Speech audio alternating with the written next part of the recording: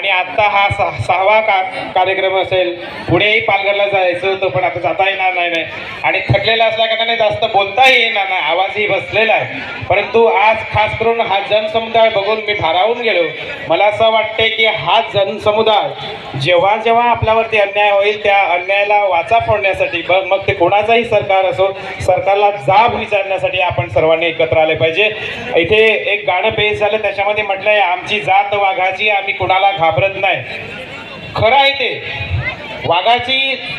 वाघाबरोबर दोन हात करण्याची ताकद हे आपल्या आदिवासी महिलेमध्ये आहे आणि ही ताकद आपण जर आपल्या सर्वांगीण विकासासाठी जर लावली तर खरंच आदिवासी समाजाची उन्नती आणि प्रगती झाल्याशिवाय राहणार नाही.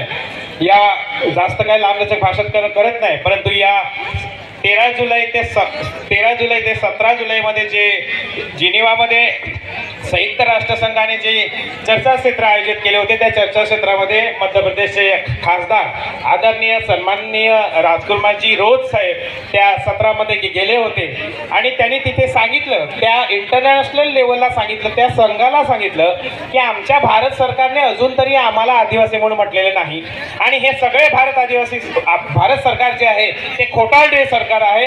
आदिवासींना एक जनजाती म्हणून हिणवलं जाते आणि म्हणून आपली नोंद आदरणीय पांडुरंग बेलकर सरांनी सांगितली की नाही आम्ही आदिवासी आहोत, पण ते इंटरनॅशनल लेवलला आमची त्यांनी नोंद घेतलेली नाही. आणि हा आवाज बुलंद करण्यासाठी राजकुमारजी रोज साहेब जे खासदार आहेत मध्य प्रदेशचे ते गेले होते आणि त्यांनी तो आवाज उठवलेला आहे आणि असंच आपल्यामधून कोणीतरी तिथे गेलं पाहिजे हे मला तुम्हाला आवर्जून सांगायचं आहे.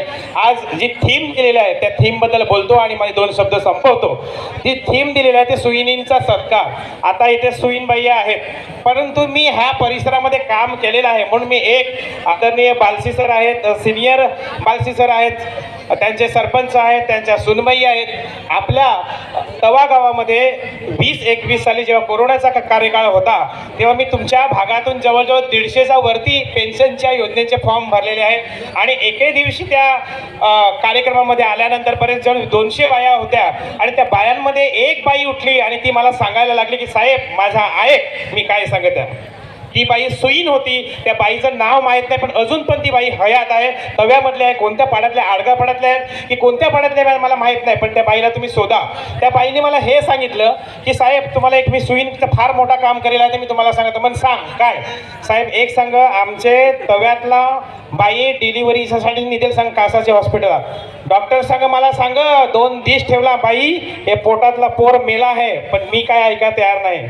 ओढा डॉक्टर सांगा मला सांगा की बाई या मेला आहे, फाडून काढा सांगा लागल. मी सांगितलं डॉक्टर तुला नाही समजायचा, या बाईचं मीच पारीख केलेली आहे. आणि अशा पद्धतीने त्यांच्या नातेवाईकांनी त्या आईला, त्या बाईला, ती गरोदर माता होती तिला घरी नेलं आणि त्या सुईणबाईंनी तिची डिलिव्हरी केली आणि ते आज पोर जिवंत आहे. जवळजवळ 18 ते 20 वर्षाचं आहे. मी एखादा थोडंसं इकडे तिकडे झालं असेल परंतु हे तपासून पहा. हे सुईणींचं कार्य आहे. म्हणजे एक डॉक्टरला पण चॅलेंज करणारी आपली सुईणबाई आहे, हे लक्षात ठेवा.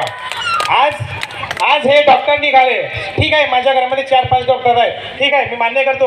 आज मेडिकल फॅसिलिटी निघाली, परंतु भारत देश स्वतंत्र होण्याच्या अगोदर जे आपलं नाल कापलं जाते ना ते सुद्धा एका वनस्पतीच्या कातराने कापलं जाते, म्हणजे तो गँग्रीन होऊ नये. हे सुद्धा किती महत्वाचं आहे. म्हणजे आपल्या सुईणबाईला, आदिवासी महिलेला, आदिवासी समाजाला किती अक्कल होती, किती बुद्धी होती हे याच्यामधून स्पष्ट होते. आणि म्हणून आम्ही दऱ्याखोऱ्यात राहत असलो तरी चालेल, आम्ही अशिक्षित असलो तरी चालेल, परंतु आम्ही प्रामाणिक आहोत, बुद्धिमान आहोत, शेतीचा शोध लावणारे आम्ही आहोत, बी बियाण्यांचा शोध लावणारे आम्ही आदिवासी आहोत. हे आम्ही जगाला सांगितलं पाहिजे. आज नागली आपल्याकडे 60 ना 65 रुपयाने विकली जाते, बाहेरच्या देशामध्ये 600 रुपये किलोने विकली जाते. विचार करा, आपल्याकडे 65 ना 60 रुपयाला दिली जाते, बाहेरच्या देशामध्ये 60 रुपये किलोने विकली जाते. आपल्याकडचा सगळा माल बाहेर पाठवला जातो. हे इथे आपण व्यवसाय पद्धतीने आपण बघितलं पाहिजे. हा आदिवासी आहे हे मला तुला आवर्जून सांगायचं. आणि म्हणून आपण आईच्या शेवटचे 10 मिनिटं आपण आईच्या उदरातून पोटातून जन्मलेलो आहोत. आज माझी आई नसती तर यदाकदाचित मी खेळलो नसतो. आणि म्हणून ही माता जी आहे जे सुईण असेल, तलनवाली असेल, करवली असेल, सवासीन असेल, सुईण असेल, ह्या माता आपल्यासाठी खूप महत्वाच्या आहेत. आणि म्हणून महिलांचा सत्कार हा वेळोवेळी झाला पाहिजे, त्यांचा अपमान झाला नाही पाहिजे. आपल्या महिलावर तिथे अन्याय अत्याचार होत असेल तर आपण पेटून उठलं पाहिजे का ती माता आहे, भगिनी आहे, आई आहे, बहीण आहे. म्हणूनच हा संसार आणि हे काय म्हणतो तसं हे प्रकृती, हे संस्कृती ही चालणार आहे हे आपण विसरता कामा नये. या कार्यक्रमासाठी मला दरवर्षी इन्व्हिटेशन असते आणि आदरणीय निलेशजी कासट साहेब आहेत, ॲडव्होकेट अजयजी दुमडा साहेब आणि धांगडा सर या समितीचे अध्यक्ष संतोषजी धांगडा, सॉरी नाव चुकलं असेल माफी असावी, गणेशजी धोडी आणि सर्वच सन्माननीय सदस्य आपण मला इथे आमंत्रित केला, 2 शब्द बोलण्याची संधी दिली त्याबद्दल मी सर्वांचे मनपूर्वक आभार मानतो. सर्वांना इथेच विराम देतो.